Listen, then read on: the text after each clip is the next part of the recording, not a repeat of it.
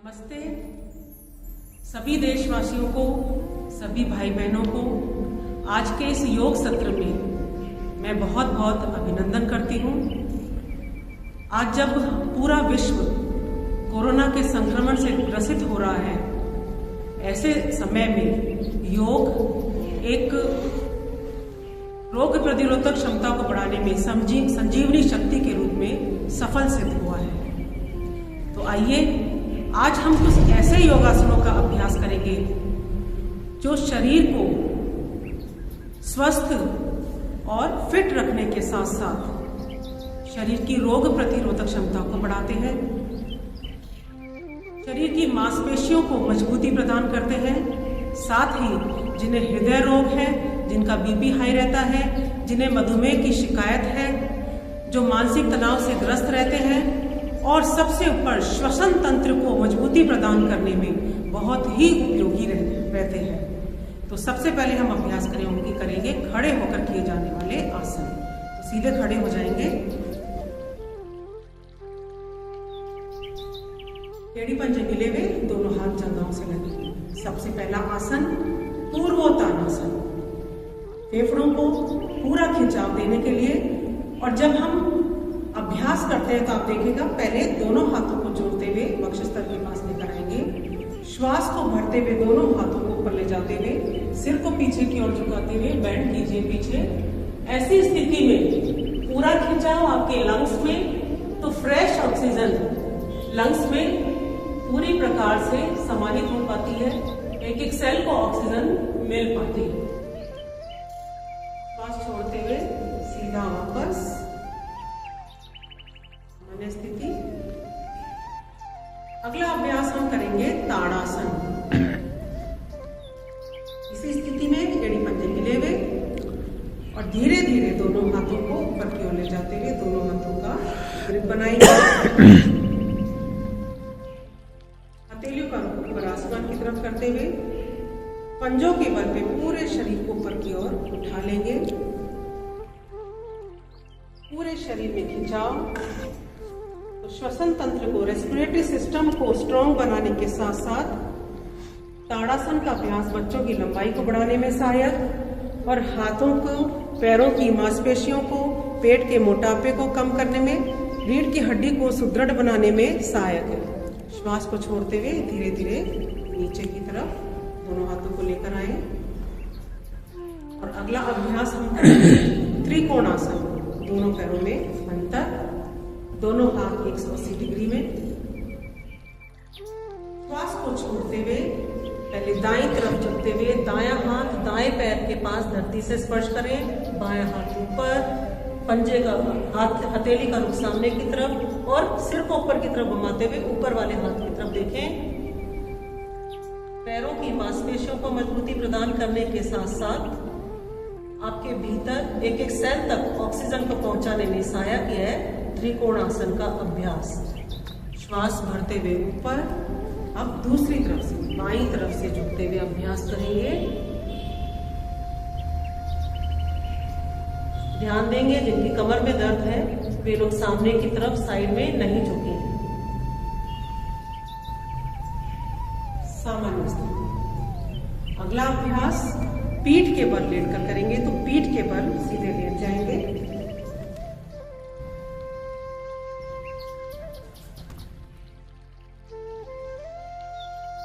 सबसे पहला अभ्यास हम करेंगे सेतुबंध आसन। दोनों पैरों को घुटने से मोड़े, एड़ियों को शरीर के अधिक से अधिक नजदीक लेकर आए, दोनों घुटनों में, दोनों पैरों में कंधों के समान अंतर कीजिए और दोनों हाथों से दोनों पैरों के एंकल्स कटने पकड़ लेंगे। इस स्थिति में तल पैर और कंधों के बल पे बीच के पूरे शरीर को, नितंब को पूरा ऊपर की तरफ उठाएंगे। तो कंधों की शक्ति को बढ़ाने के लिए उपयोगी, इसे हम कंधर आसन भी कहते हैं। श्वास को भरते हुए नितंब को पूरा ऊपर उठाकर खींचिए। आप स्वयं देखिए, इस स्थिति में पेट के बढ़े हुए मोटापे को, पेट के फैट को कम करने के साथ साथ मेरुदंड को सुदृढ़ बना रही है क्रिया। आपके जंघाओं की मांसपेशियों को मजबूती प्रदान कर रही है, साथ ही ठुड्डी है जो कंठकूप से हमारी लग रही है, इस स्थिति में आने से हमारे रेस्पिरेटरी सिस्टम, लंग्स के भीतर ऑक्सीजन का भरपूर प्रवाह प्रसारित होने लगता है, प्रवाहित होने लगता है। श्वास को छोड़ते हुए धीरे धीरे नीचे। और इसी स्थिति में अगला आसन हम करेंगे चक्रासन। चक्रासन, दोनों हथेलियों को कंधों के पास इस प्रकार लाएं कि कोहनियों का रुख आसमान की तरफ रहे। दोनों तल पैर धरती से लगे हुए और तल पैर और तल हथेलियों के बल पे पूरे शरीर को ऊपर की तरफ चक्राकार रूप में उठाएंगे। ऐसी स्थिति में पूरा खिंचाव आपके फेफड़ों में, तो फेफड़ों के एक एक सेल तक ऑक्सीजन प्रवाहित होगी, तो श्वसन तंत्र हमारा मजबूत बनेगा, इम्यूनिटी पावर शरीर की बढ़ने लगेगी। साथ ही मेरुदंड सुदृढ़ होगी, तो भविष्य में कमर के झुकने की समस्या नहीं होगी।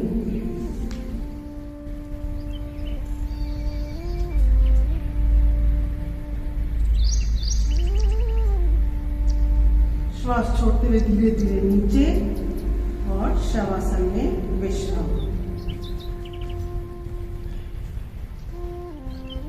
अगला अभ्यास हम करेंगे पेट के बल लेटकर किए जाने वाले आसन। तो करवट में लेटते हुए पेट के बल लेट जाएंगे और इसी क्रम में अगला अभ्यास भुजंगासन। दोनों एक पैर पंजे मिले हुए, हथेलियां कंधों के पास। श्वास को भरते हुए नाभि से ऊपर के शरीर को ऊपर की तरफ उठाएंगे, ऊपर आसमान की तरफ देखने का प्रयास। कोहनियों को थोड़ा झुका के रखें। यह भुजंगासन श्वसन तंत्र को मजबूती प्रदान करने के साथ साथ रीढ़ की हड्डी को भी सुदृढ़ बनाता है, पेट के मोटापे को कम करता है। श्वास को छोड़ते हुए धीरे धीरे नीचे। इसी क्रम में अगला अभ्यास हम करेंगे तिर्यक भुजंगासन। श्वास भरते हुए कोहनियों को सीधा करते हुए पूरा ऊपर की तरफ उठाते हुए देखिए आसमान की ओर। सिर को दाईं तरफ घुमाएं, कंधे के ऊपर से बाएं पैर की एड़ी को देखने का प्रयास करें।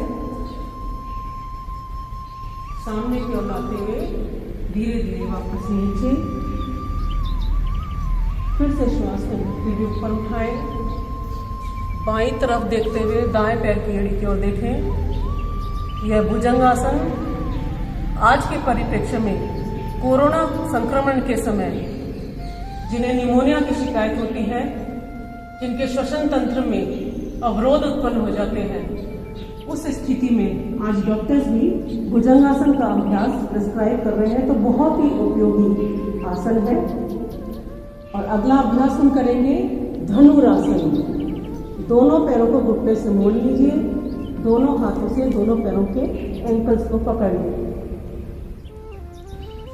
नाभि के आधार पर पूरे शरीर को ऊपर की ओर धनुषाकार रूप में खींच देंगे।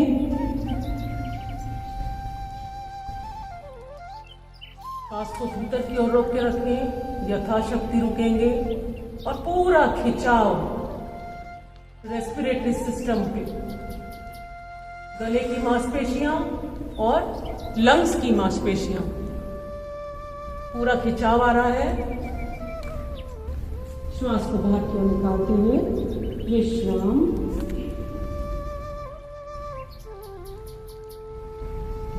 करवट में लेते हुए बैठ जाएंगे और अभ्यास करेंगे बैठ कर किए जाने वाले आसन, जो श्वसन तंत्र को मजबूती प्रदान करने के साथ साथ रोग प्रतिरोधक क्षमता को भी बढ़ा रहा है। तो दोनों पैरों को सीधा करेंगे। अगला अभ्यास है वक्रासन। दोनों हाथ आपके नितंब से लगे हुए, दोनों पैर बिल्कुल सीधे।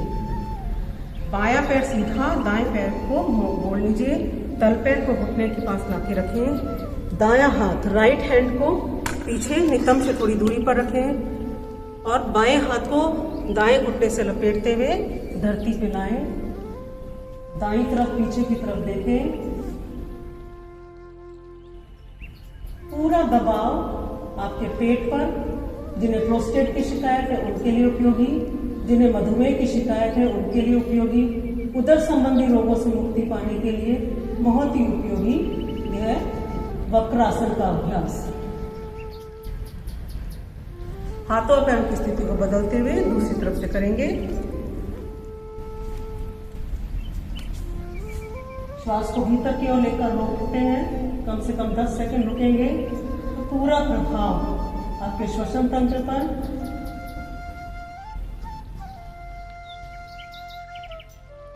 सामान्य स्थिति। इसके बाद हम अभ्यास करेंगे गोमुख आसन। बाएं घुटने को मोड़ते हुए दाएं घुटने को उसके ऊपर लेकर आए। इस प्रकार की आकृति के घुटने के ऊपर घुटना आपका आ जाएगा। जो घुटना ऊपर है उस दिशा के हाथ को ऊपर की तरफ से पीछे ले जाएं। जो घुटना नीचे है उस दिशा के हाथ को नीचे की तरफ से पीछे ले जाएं। पीछे दोनों हाथों को पकड़ लीजिए। पूरा खिंचाव आपके फेफड़ों में, तो फ्रेश ऑक्सीजन आपके फेफड़ों में समाहित हो सकती है। लंग्स को ऑक्सीजन की पूर्ण आपूर्ति करने में सहायक है गोमुख आसन। और इसे हम पीछे की तरफ से भी देख लेते हैं।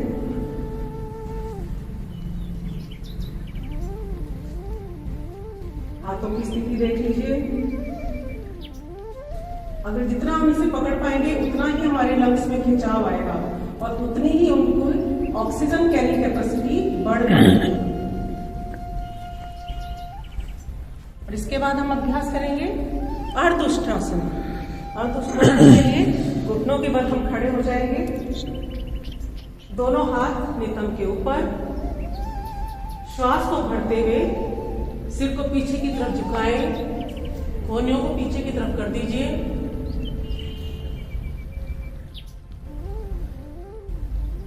गले की नस नाड़ियों में आए हुए अवरोध को दूर कर श्वसन तंत्र को मजबूती प्रदान करने में सहायक। और अभ्यास अब पूर्ण उष्ट्रासन।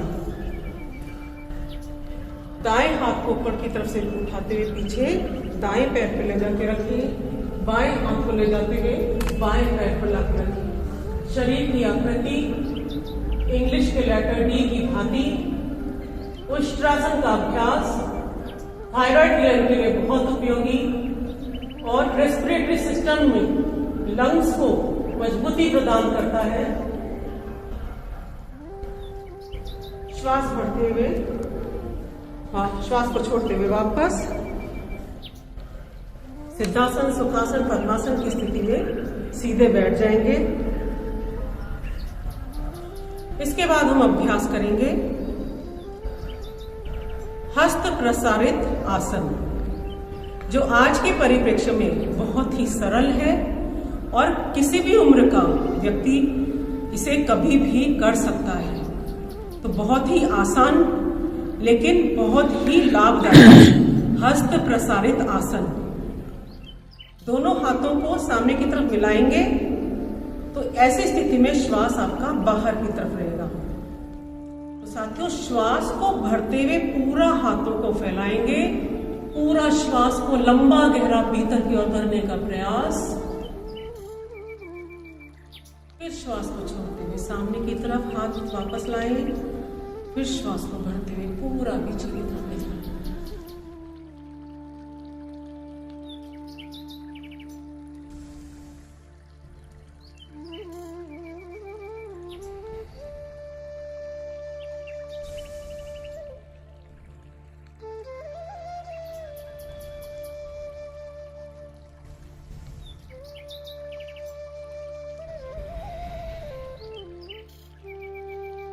आपके लंग्स को, एक एक सेल को लंग्स के ऑक्सीजन पूर्ण आपूर्ति कराने में सहायक है हस्त प्रसारित आसन। और सबसे अंत में हम अभ्यास करेंगे हास्यासन। तो हास्यासन केवल मूड को ठीक करने के लिए नहीं है, केवल मानसिक तनाव को ठीक करने के लिए नहीं है। इसके अभ्यास से चेहरे की झुर्रियों में फायदा मिलता है, झुर्रियां कम होती है। साथ ही रेस्पिरेटरी सिस्टम आपका स्ट्रांग बनता है, अर्थात आपके लंग्स की एक्सरसाइज होती है।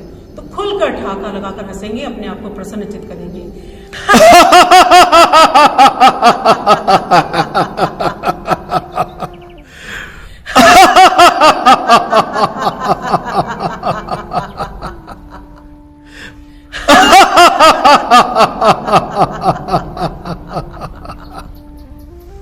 तो आज हमने भस्त्रिका प्राणायाम की विधि, पूरा गहरा श्वास भीतर की ओर भरें, पूरा गहरा श्वास बाहर की ओर निकालें।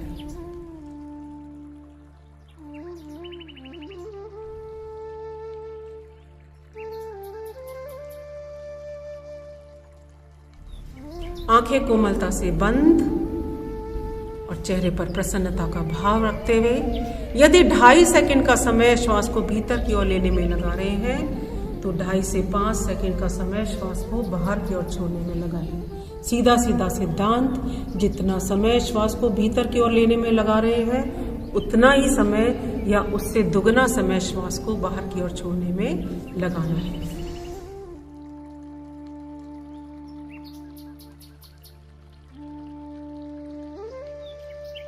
क्या हो रहा है जब हम धीमे धीमे पूरा गहरा श्वास भीतर की ओर भरते हैं तो हमारे लंग्स को, हमारे फेफड़ों को अधिकतम ऑक्सीजन मिल पाती है। फेफड़ों में स्थित करोड़ों की संख्या में सेल, कोष्ठक जो है, उनमें ऑक्सीजन का संचार होने लगता है तो सीधा सीधा प्रभाव हमारी इम्यूनिटी पर पड़ता है।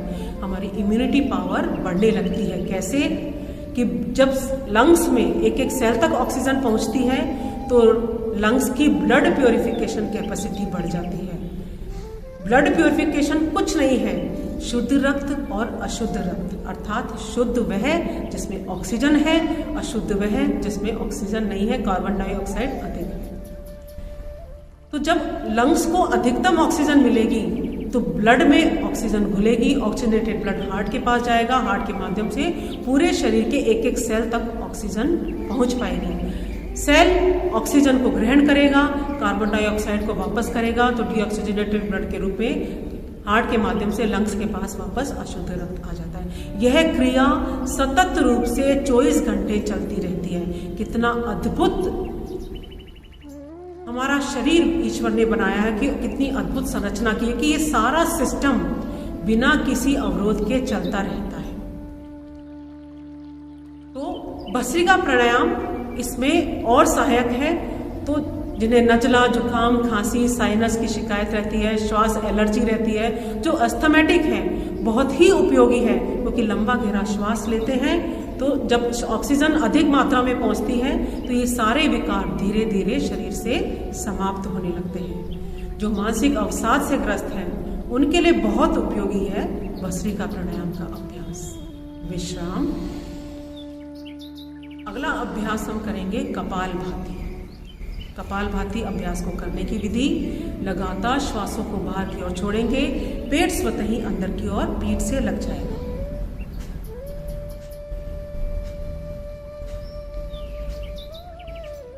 श्वास का बाहर की ओर आना, पेट का अंदर की ओर जाना, दोनों क्रियाएं साथ साथ, अर्थात प्रयासपूर्वक श्वास को बाहर की ओर, अंदर की ओर नहीं लेना, प्रयासपूर्वक एकाग्रता के साथ श्वास को लगातार बाहर की ओर छोड़ना है।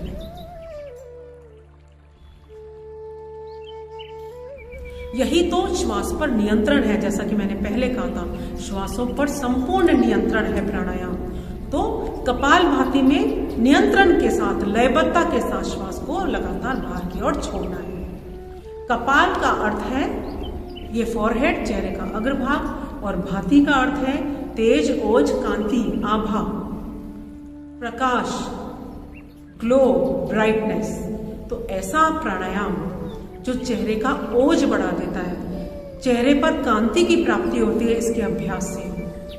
और जब लगातार श्वासों को हम बाहर की ओर छोड़ते हैं, पेट अंदर की ओर जाता है, तो ये जो शरीर के मध्य भाग में स्थित अंग हैं वे आरोग्य को प्राप्त होते हैं।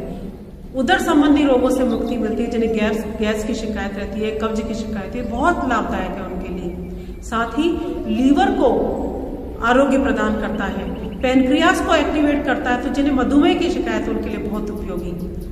तो सामान्य साधक के रूप में कम से कम 10 मिनट प्रतिदिन इस प्राणायाम का अभ्यास कीजिए।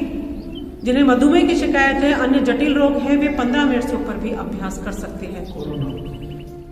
और कोरोना के संक्रमण के दौर में जब लगातार हम श्वासों को बाहर की ओर छोड़ते हैं तो वायु के घर्षण से श्वसन नलिका आपकी क्लियर होती है, नासिका आपकी क्लियर होती है, थायराइड ग्लैंड एक्टिवेट होता है और लंग्स में आए हुए जो मल विकार जमा है वो धीरे धीरे ढीले पड़कर बाहर की ओर निष्कासित होने लगते हैं, एक्सपेंड होते हैं, कॉन्ट्रैक्ट होते हैं। तो जितना एक्सपेंड होते हैं उतनी ऑक्सीजन की सप्लाई उनमें बढ़ती है। तो लगातार जब श्वास बाहर की ओर छोड़ते हैं तो एक्शन के रिएक्शन के रूप में श्वास जो स्वाभाविक रूप से भीतर जाती है वो हमारे लंग्स की क्रियाशीलता को बढ़ाने में सहायक रहती है।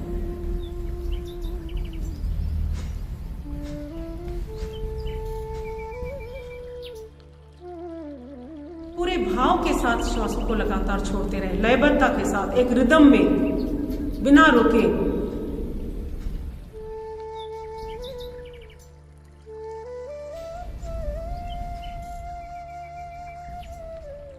विश्राम।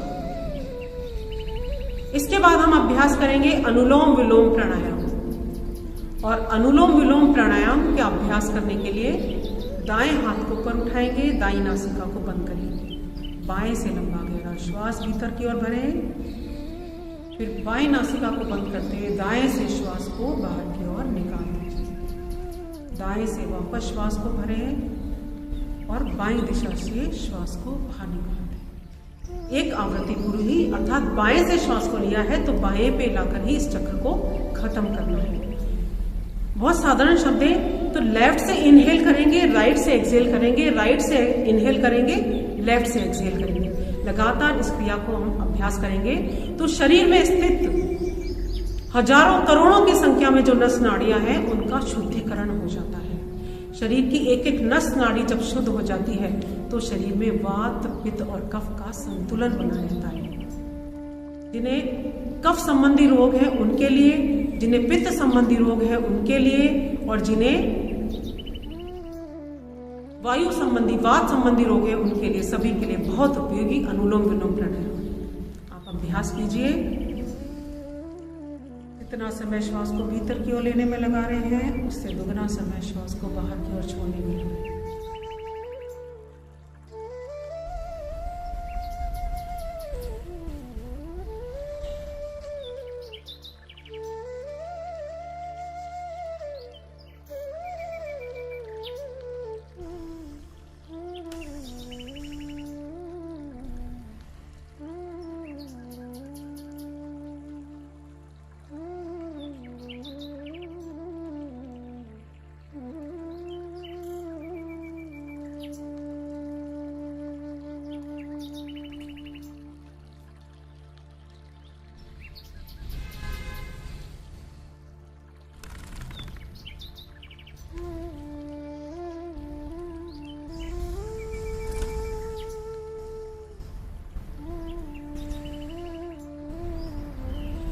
कम से कम 10 मिनट प्रतिदिन अनुलोम विलोम प्राणायाम का अभ्यास शरीर में शीतलता और उष्णता की सम मात्रा को बनाए रखता है। जब हम बाएं से श्वास को भीतर की ओर बढ़ते हैं, अर्थात जब हम पूरक का अभ्यास करते हैं तो हमारा चंद्र स्वर सक्रिय होता है तो शरीर में शीतलता की प्राप्ति होती है। इसी प्रकार जब हम दाएं दिशा से, दाएं नासिका से श्वास को भीतर की ओर भरते हैं तो शरीर में उष्णता की प्राप्ति होती है, सूर्य स्वर सक्रिय होता है। तो शरीर में न अधिक शीतलता चाहिए, न शरीर में अधिक उष्णता चाहिए। तो शरीर का जो हमारा तापक्रम है 37.8 डिग्री सेल्सियस, उसको बनाए रखने के लिए अनुलोम विलोम प्राणायाम बहुत उपयोगी है। लगातार अभ्यास करेंगे तो मानसिक तनाव से ग्रस्त हैं जो उनके लिए लाभप्रद है, डिप्रेशन में बहुत ही लाभदायक है, श्वसन तंत्र को मजबूती प्रदान करने में बहुत उपयोगी है। जिनके घुटनों में दर्द है, कंधों में दर्द है, साथ ही कमर में दर्द रहता है, बहुत ही उपयोगी उनके लिए अनुलोम विलोम प्राणायाम का अभ्यास। और आज के परिप्रेक्ष्य में डॉक्टर्स भी जिसे प्रेस्क्राइब कर रहे हैं वह है अनुलोम विलोम प्राणायाम, क्योंकि श्वास प्रश्वास की गति को कंट्रोल कर सामान्य रूप से आपके लंग्स को मजबूती प्रदान करता है। कि कोरोना काल में हमने देखने में आया है कि हम न श्वास को रोक पाते हैं, जब लंबा लेने की कोशिश करते हैं तो श्वास तेजी से छूट जाता है, और जब हम इस कंट्रोल के साथ करते हैं तो धीरे धीरे लंग्स की कैपेसिटी हमारी बढ़ जाती है। विश्राम। इसके बाद हम अभ्यास करेंगे भ्रामरी प्राणायाम। भ्रामरी प्राणायाम का अभ्यास दोनों हाथों के अंगूठे से दोनों कानों को इस प्रकार बंद करें कि बाहर की ध्वनि सुनाई नहीं पड़े। पहली अंगुली आईब्रोज के ऊपर, ललाट पर, मध्यमा को आंख और नाक के मूल भाग पर हल्का दबाव देते हुए रखें। शेष उंगलियां मिला लीजिए। लंबा गहरा श्वास भीतर की ओर भरें और श्वास को बाहर की ओर निकालते हुए मुंह को बंद रखते हुए ओम का गुंजन इस प्रकार, जिस प्रकार भंवरे के गुंजन की ध्वनि आती है।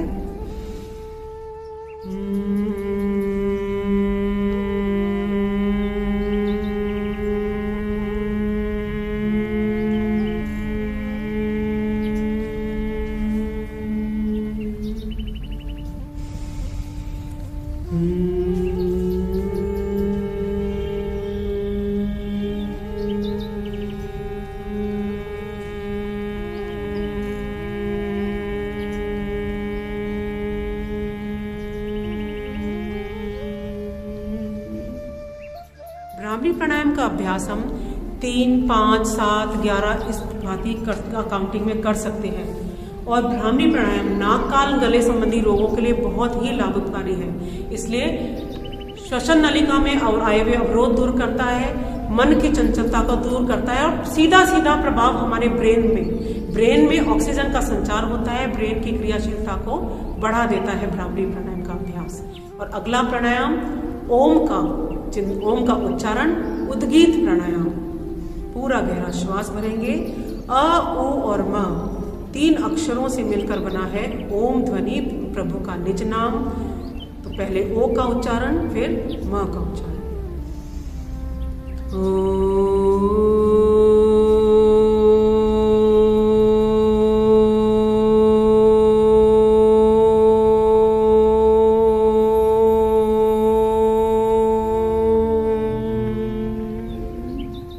इस ओम के उच्चारण से श्वसन नलिका में जो घर्षण होता है तो वहां में आयव्य अवरोध दूर होते हैं और सीधा प्रभाव हमारे लंग्स पर पड़ता है। अंतिम जो प्राणायाम हम करेंगे वह है प्रणव ध्यान। आंखों को कोमलता से बंद रखते हुए पूरा ध्यान श्वास प्रश्वास की क्रिया पर लगा देंगे। धीरे धीरे श्वासों के साथ भीतर की ओर गहरा उतरने का प्रयास और ध्वनि रहित गति से धीरे धीरे श्वास को बाहर की ओर निकालें।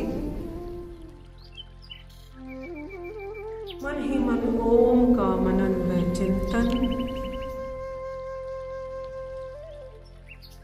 श्वासों पर नियंत्रण करने के बाद अपने ध्यान को अपने प्रभु के पावन चरणों में अर्पित करते हुए मन ही मन अपने प्रभु से प्रार्थना कि हे प्रभु, इस जगत का कल्याण करें।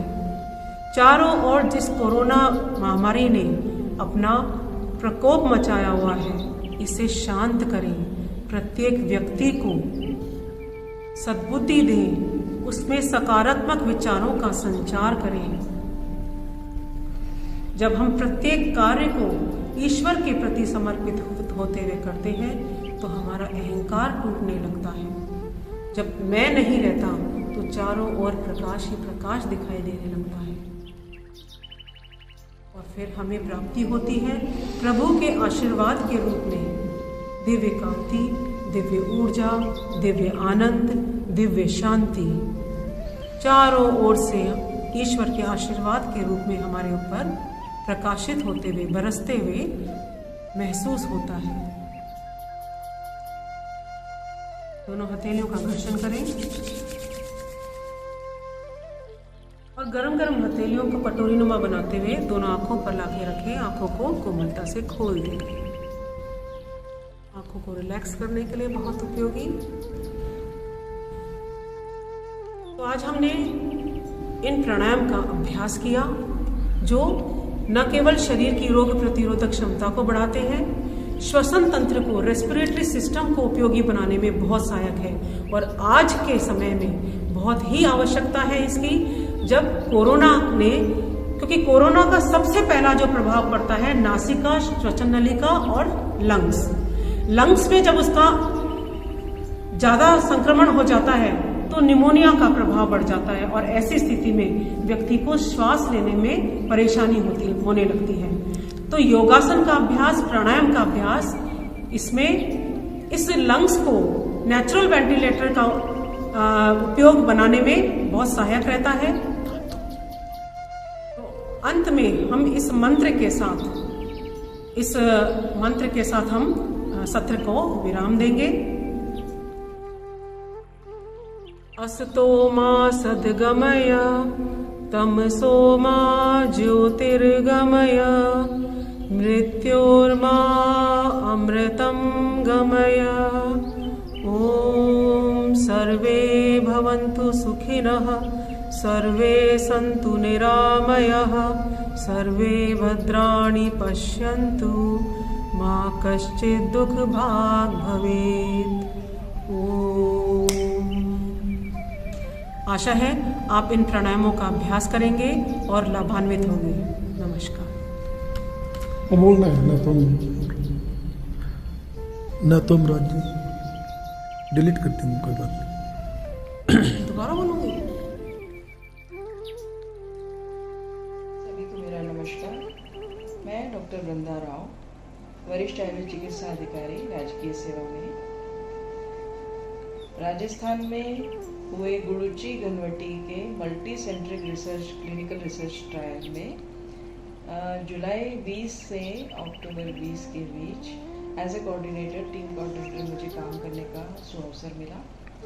आयुर्वेद विभाग राजस्थान सरकार द्वारा दिसंबर 20 से प्रारंभ हुए post Covid Ayush care centre में लक्ष्मी नारायणपुरी के टीम हेड के नाते काम कर रही हूँ और वर्तमान में 24 अप्रैल से आयुर्वेद विभाग राजस्थान सरकार द्वारा जयपुर में बनाए गए हेल्पलाइन, कोविड हेल्पलाइन डेस्क में एज ए कंसल्टेंट काम कर रही हूँ। ये मेरा एक छोटा सा परिचय था। आज के विषय के संदर्भ में आयुर्वेद पोस्ट कोविड प्रॉब्लम्स और उनका आयुर्वेद के संदर्भ में उनका मैनेजमेंट, इस विषय पर मैं थोड़ा सा आपको जानकारी देना चाहूँगी। पिछले लगभग 1 वर्ष से हम लोग पोस्ट कोविड-19 के बारे में काफ़ी कुछ जान गए हैं और अभी हम लोग सेकेंड वेव कोविड-19 की उससे हम उसका सामना कर रहे हैं। पोस्ट कोविड का मतलब है कोविड पॉजिटिव आने के बाद नेगेटिव, उसकी रिपोर्ट नेगेटिव आना या फिर RT-PCR का नेगेटिव आना या 14 दिन होम क्वारंटाइन या आइसोलेशन में रहना या हॉस्पिटलाइजेशन के बाद में डिस्चार्ज होकर घर आना, ये तीनों कंडीशंस पोस्ट कोविड की है। पोस्ट कोविड के जो सिम्टम्स हैं वो मैं आपको सामने रख देती हूँ। माइल्ड टू मॉडरेट जो सिम्टम्स हैं, एक तो कोविड होने पर आपको जो लक्षण होते हैं लगभग उन्हीं में से काफ़ी सिम्टम्स पोस्ट कोविड के मिलते जुलते होते हैं। उनमें सबसे बड़ा जो एक मुख्य कारण जो काफ़ी लोगों में देखा गया है वो है वीकनेस, यानी कमजोरी। कोविड पॉजिटिव आने के दरमियान जो उनका बीमारी के दरमियान जो उनका जो पीरियड निकलता है उसमें वीकनेस बहुत आ जाती है रोगी को और वो काफ़ी लेथार्जिक फील करता है और उसको बहुत अशक्ति लगता है और सोते ही रहने का कुछ उत्साह ऊर्जा नहीं रहता है, उसकी कमी हो जाती है। उसके बाद दूसरा जो लक्षण है वो है छाती में दर्द होना या भारीपन रहना। तीसरा जो लक्षण है वो सांस फूलना, चलने फिरने में, घूमने में, सीढ़ी चढ़ने उतरने में रोगी को सांस फूलता है। उसका मुख्य कारण हीमोग्लोबिन की कमी होना होता है। भूख नहीं लगना या कम लगना, ये भी एक लक्षण है। खांसी आना, वेट लॉस, कुछ रोगियों में बहुत वेट लॉस भी पाया जाता है। पेट साफ नहीं आना, भूख लग रही है तो भी पेट साफ नहीं आ रहा है, इस तरह के लक्षण देखने में। सिर दर्द होना, घबराहट और बेचैनी आना और मनोआघात से मेरा यहाँ पर मैं इसको विशेष अंडरलाइन करूँगी कि कोविड पॉजिटिव हमारे रिपोर्ट आते ही हम एक तरह से बहुत स्ट्रेस में आ जाते हैं कि हम कैसे आ गए, ये कैसे हो गया, अब क्या होगा। इस तरह की बहुत सारी चिंताएं और एक अनिश्चित डर हम सताता है। इसके लिए हमारे विचार और मन को आघात लगता है और हम थोड़े से डिप्रेस्ड फील हो जाते हैं, थोड़े से क्या बोलते हैं, मानसिक रूप से कमजोर होते हैं। लेकिन आयुर्वेद ये कहता है कि विषाद करने से रोग वर्ग की वृद्धि होती है, विषादो रोग वर्धनाना। इसलिए अगर विषाद होता है, हम मनुष्य हैं मात्र हैं, इसलिए ये होता है, लेकिन ये इसको समझ के हमें अपने आप को इसमें से निकालना भी पड़ता है। तो ये एक मुख्य कारण है जिसके लिए कभी कभी कुछ पेशेंट्स की काउंसलिंग करनी पड़ती है। और उसके मुख्य कारण ये रहते हैं कि वो स्वयं बीमार हो गए, घर के सभी लोग बीमार हो गए, या उन्होंने अपने परिजनों को खो दिया, या बहुत निकटस्थ कोई आत्मीय जन को खो दिया। इस तरह की काफ़ी घटनाएं उनके मनोआघात का कारण रहती हैं। इसलिए ये भी एक बहुत बड़ा कारण बनता है, एक लक्षण बनता है पोस्ट कोविड। इसके बाद में मैं आपको बताऊंगी, ये तो माइल्ड टू मॉडरेट सिम्टम्स थे। एक सीवियर कंडीशंस जब होती है पोस्ट कोविड की, तो सीवियर कॉम्प्लिकेशंस में सांस में लेने में तकलीफ होना, SpO2 लेवल 85 से नीचे हो जाना, यानी ऑक्सीजन कॉन्सेंट्रेशन लेवल 85 से नीचे गिरना, ब्लैक फंगस का जो एक कॉम्प्लिकेशन देखने में आया, ब्लैक, व्हाइट और अन्य तरह की फंगसेस, फंगल इन्फेक्शन, आँख, नाक या कान में कहीं पर भी उसका होना, निमोनिया का होना, या लंग्स में फाइब्रोसिस या लंग्स का पैरालाइज होना, रोगी का को डायलिसिस की आवश्यकता पड़ना, ब्लड शुगर का हाई होना और थ्रोम्बोसिस होना, खून के थक्के जमना, ये काफ़ी सीवियर तरह के कॉम्प्लिकेशंस हैं जो कि पोस्ट कोविड में भी देखे जाते हैं। अब पोस्ट कोविड का महत्व क्या है? महत्व बहुत है। पोस्ट कोविड का ही महत्व है। जैसे रोग से ठीक हो जाने का एक महत्व है, और ठीक होने के बाद उसकी रिकवरी का एक इम्पोर्टेंस है। तो रिकवरी पोस्ट कोविड में बहुत इम्पोर्टेंट रोल अदा करती है, क्योंकि पोस्ट कोविड में 3 ही मुख्य काम है: रिकवरी, नॉन रिकरेंस और इम्यूनिटी बूस्टर। रिकवरी जो कि माइल्ड टू मॉडरेट और सीवियर अलग अलग ड्यूरेशंस की होती हैं। आपको कम लक्षण और कम समय के लिए माइल्ड है तो आपको तो भी 15 से 20 दिन माइल्ड टू मॉडरेट रिकवरी में समय लगता है, और मॉडरेट में 2 से 3 महीने यानी 60 से 90 दिन रिकवरी में लगते हैं, ऐसा देखा गया है। और सीवियर कंडीशंस में 6 महीने या उससे अधिक समय रिकवरी में लगता है। रिकवरी के बाद नॉन रिकरेंस जो महत्व है वो नॉन रिकरेंस का है, यानी पूर्व में आपको जो कोविड पॉजिटिव थे तब जो सिम्टम्स हुए थे उसका रिकवरी के दरमियान पुनः उन लक्षणों का नहीं आना। यानी अगर आपको बुखार हुआ था तो कोई जाने अनजाने हम गलती कर रहे हैं, या आपको खांसी थी, बुखार था, उन लक्षणों का पुनः वापस रिपीट नहीं होना, रिकरेंस नहीं होना, ये भी एक बहुत महत्वपूर्ण स्टेप है। अगर आप एक अच्छी गुड रिकवरी, फास्ट रिकवरी और एक कंप्लीट रिकवरी चाहते हैं तो नॉन रिकरेंस जो है वो एक बीच में बाधा उत्पन्न करता है और हमें रिकवरी प्रॉपर नहीं मिलती है। इसलिए नॉन रिकरेंस का भी एक बहुत इम्पोर्टेंट रोल है। तीसरा है इम्यूनिटी बूस्टर। कोविड-19 जो है वो हमारी इम्यूनिटी को सप्रेस करता है, हर तरह की फिजिकल और मेंटल इम्यूनिटी को हमारी सप्रेस करता है। इसलिए इम्यूनिटी बूस्टअप एक बहुत बड़ा रोल अदा करता है, क्योंकि किसी भी इन्फेक्शन से आप तभी मुक्त हो पाते हैं जब आप वापस पुनः अपनी रोग प्रतिरोधक क्षमता को प्राप्त करते हैं। इसलिए उन चीज़ों को भी मैं आपके सामने दोहरा देती हूँ कि क्या चीज़ें जो नॉन रिकरेंस पार्ट में है, जो उसको मैं एक आपको उदाहरण के लिए बता देती हूँ। मेरे एक पेशेंट हैं, उन्होंने होम क्वारंटाइन में 14 दिन व्यतीत किए और 14 दिन के बाद में उनका नेगेटिव भी आ गया और 14 दिन पूरे भी हो गए, वो स्वस्थ हो गई यानी नेगेटिव आ गया, लेकिन कमजोरी थी उनके अंदर, सांस फूलने का बाकी थोड़ा सा भी तकलीफ था। तो उन्होंने बाहर आते ही अपना जो है सफाई, डस्टिंग और इस तरह के काफ़ी धुलाई घर को और इस तरह की एक्सर्शन करने वाली एक्टिविटीज़ को कर दिया। एक बार स्नान करते थे, उसकी जगह गर्मी के कारण दो बार स्नान शुरू कर दिया। इस तरह की उनके द्वारा किया गया। तो 2-3 दिन बाद ही उन्हें दोबारा से बुखार आ गया। जब उनका फ़ोन आया मेरे पास तो उन्होंने कहा कि ये मुझे दोबारा बुखार क्यों आया। तो मैंने उनसे कुछ प्रश्न पूछे कि आपसे कहीं ना कहीं जाने अनजाने कुछ गलती हुई है, इसलिए हमको वो चीज़ फाइंड आउट करना पड़ेगा जिससे कि हम उसको रोक सकें। तो पूछने पर मुझे ये पता हुआ चला कि मैंने कहा आपने क्या चेंजेस किए बाहर आने के बाद में, तो ये पता चला। तो मैं इस उदाहरण के माध्यम से ये बताना चाहती हूँ कि इस तरह की हम जाने अनजाने लापरवाही कर देते हैं नेगेटिव आने के बाद में कि अब हम पूर्ण रूप से स्वस्थ हो गए हैं, और हम कुछ फॉलोइंग्स को जो हम कर रहे थे उसको हम या तो बिल्कुल ही रोक देते हैं करना या कम कर देते हैं। जैसे कि गर्म पानी पीना, तो बॉइल्ड पानी को पीना बाद में रिकवरी फेज पर भी जरूरी बनता है। तो इसलिए कुछ चीज़ें जो आप क्वारंटाइन पीरियड में कर रहे थे उसको बाहर आपको नेगेटिव आने के बाद भी उसको करना कंटिन्यू रखना है, टोटली बंद नहीं करना है। हाँ, आप उसको कम कर सकते हैं। जैसे आप अगर स्टीम ले रहे थे तब आप जब कोविड पॉजिटिव थे तब आप स्टीम ले रहे थे 3 से 4 बार, तो उसको आप कम करके 1 या 2 पे आप ला सकते हैं। लेकिन नहीं करना, वो बिल्कुल नहीं करेंगे।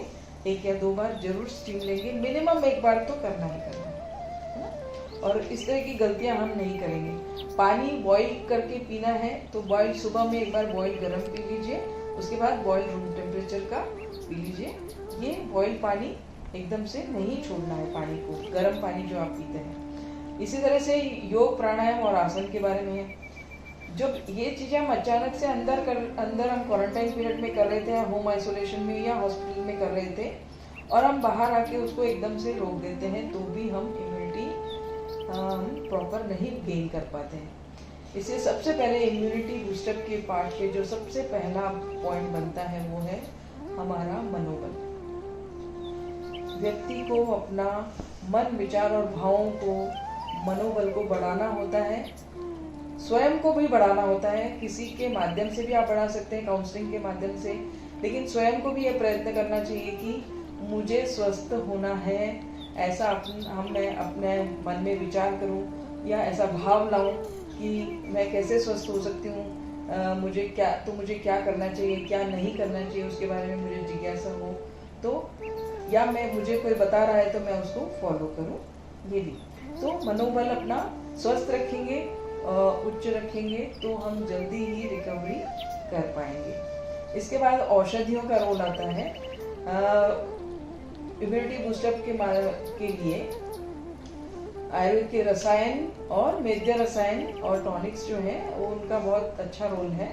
जैसे आप लोग जानते हैं, च्यवनप्राश है, ब्रह्म रसायन है, अश्वगंधा चूर्ण है, और इसी तरह से वासावले है, कंटकारी अवले, द्राक्षावले, मधुयष्टि, ऐसे बहुत तरह के, और सादित घृत हैं, ऐसे बहुत तरह के औषधियाँ हैं। लेकिन उनका आप जो प्रयोग है वो आप अपने चिकित्सकीय परामर्श से लीजिए। कोई भी चिकित्सक, आयुर्वेद के चिकित्सक जो आपके नोन हो या आपके पास में रहते हो, या आप उनसे संपर्क करके उनसे परामर्श लेके, क्योंकि जो लक्षण आपको थे उसके अनुसार ही आपको बताएंगे कि आपको क्या लेना चाहिए, है ना।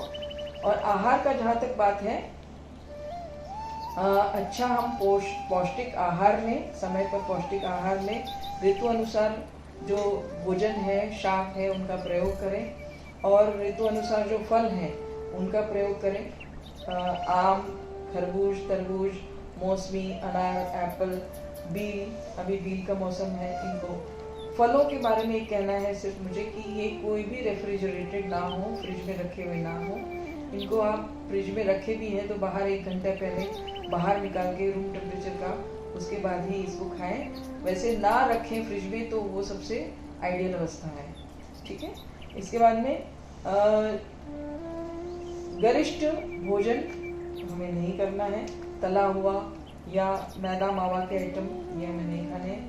फलों में केला का उपयोग आप लगभग नहीं के बराबर करें, क्योंकि केला फिर हम पचा नहीं पाते, हमारी अग्नि इतनी नहीं होती है, तो हमें कफ करता है, वो कफ की वृद्धि कर देता है। इसलिए सब्जियों में एक भिंडी और अरबी है, उसका भी अगर हम प्रॉपर, हमें भूख नहीं है तो वो भी हमें कफ कर सकती है, इसलिए आप इसका भी प्रयोग कम से कम करें।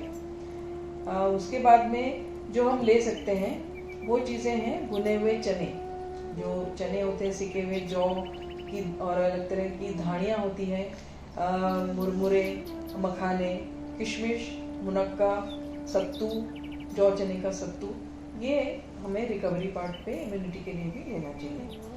ठंडी और खट्टी चीज़ों को, ठंडे दही, ठंडी छाछ, ठंडे शरबत, कोल्ड ड्रिंक या बहुत ज़्यादा ठंडा एसी या कूलर की हवा, इसको हमें अवॉइड करना चाहिए, है ना। और इसमें जो योग और आसन के प्राणायाम का बात है तो उसको भी हमें नियमित रूप से करना चाहिए। प्राणायाम में गहरा लंबा सांस, डीप ब्रीदिंग करना, उसको होल्ड करना और फिर उसको बाहर निकालना, पूरा कुंभक रेचक, इसको किसी के मार्गदर्शन में आप करें। ओम का उच्चारण, भ्रामरी प्राणायाम और इस तरह के जो भी प्राणायाम आपको बताए गए हैं उनका आप नियमित रूप से करें। नींद, जो कि रेस्ट का एक नींद पूरी लेना, रेस्ट करना, ये भी रिकवरी के लिए या इम्यूनिटी बूस्टअप के लिए एक बहुत बड़ा, इसका कोई औषधि नहीं होता है, ये हमें एक आचरण में, हमारे विहार में इसको एक समझदारी से कि हम अपना पूरा नींद दें, शरीर को आराम दें, रिकवरी के लिए ये हमें करना चाहिए। यदि पेट साफ नहीं रहता है इस पीरियड में तो आप गर्म पानी, गर्म दूध, मुनक्का या त्रिफला इसका सेवन कर सकते हैं, या फिर इसके लिए भी आप चिकित्सकीय परामर्श ले सकते हैं। तो इस तरह से ये जो मैंने आपको जो चीज़ें बताई रिकवरी पार्ट पर, नॉन रिकरेंस पार्ट पर और इम्यूनिटी बूस्टअप के लिए, इसका सभी लोग इस जानकारी का उपयोग करें और अपने आप को, स्वयं को स्वस्थ रखें, स्वयं के परिवारजनों को स्वस्थ रखें और हम सभी स्वस्थ रहें, यही मंगल कामना के साथ मैं इस जानकारी को पूरा करती हूँ।